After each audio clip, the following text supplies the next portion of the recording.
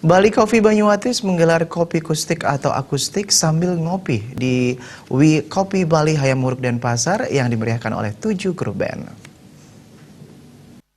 Managing Director Bali Coffee Banyuatis, I Gusti Adnyana Kepandean menjelaskan acara kopi kustik atau akustik sambil ngopi ini dimeriahkan oleh 7 grup band yang berasal dari berbagai kabupaten di Bali yang masuk final setelah diseleksi. Di babak penyisian terdapat 13 band yang terdaftar, namun hanya 7 yang lolos seleksi yang berlangsung dari tanggal 10 hingga 24 Januari 2020.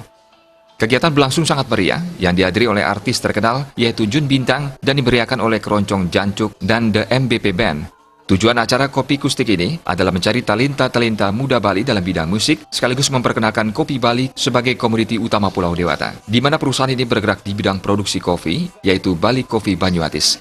Sore hari ini, kita Kopi Banyuatis bersama beberapa sponsor, tepatnya di Kopi Jalan Hayamuruk, Denpasar, kita lagi menyelenggarakan acara Kopi Kustik. Kopi Kustik itu adalah singkatan dari ngopi sambil akustikan.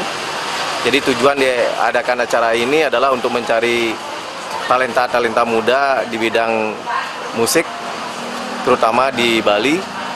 Sekalian kita memperkenalkan produk-produk kita dari Kopi Banyuatis kepada masyarakat Bali supaya lebih dikenal dan lebih diminati.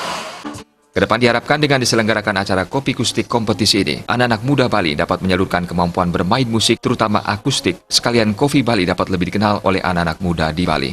Dewa Krisna, Bali TV.